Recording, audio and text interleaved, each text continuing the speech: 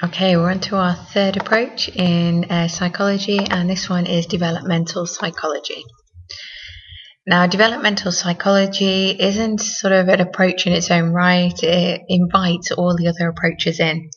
So as long as you are investigating children, finding, development within children, looking at how children grow over time, psychologically, then you are invited into developmental psychology. So this means we've got Freud.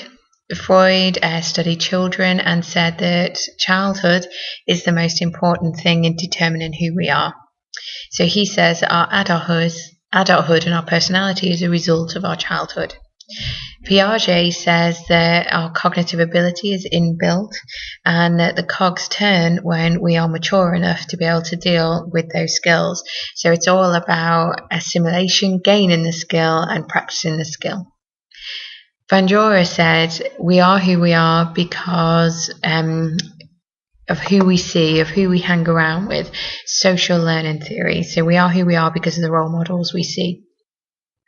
So the assumptions of developmental psychology, there's quite a lot if you take each individual study. They each have their own assumption on who we are. But to sum them up, so the assumptions of the developmental are, we are who we are as adults because of our childhood. We're determined by our childhood. It takes a scientific view.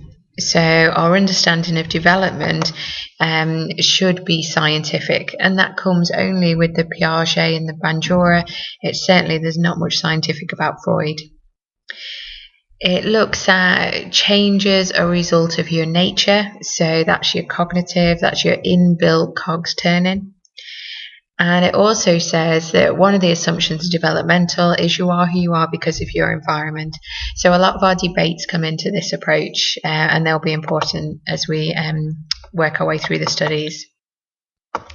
So strengths of developmental approach is it adds massively to the nature versus nurture debate. It looks at development over time, so it doesn't just take a snapshot, it looks at longitudinal. It helps us understand the effects and the importance of childhood, and it gives us ideas of how to treat children. It helps us to see the capabilities of children and guide teachers, for example, of how to teach children. It helps us to understand and change behaviour. So it helps us understand the root of problematic behaviour and come up with solutions to help. The weakness of the approach, though, is that studies can be susceptible to bias because they collect qualitative data. They can be very deterministic, so it really waves a flag for determinism, and we have little free will over the decisions we make. It can be reductionist, so reducing who we are down to one cause. And we can't always generalise from the samples because the samples are small, or they're ethnocentric. Okay, so that's the approach, the developmental approach summed up for you. So that's the first page of your exercise books, and then we'll go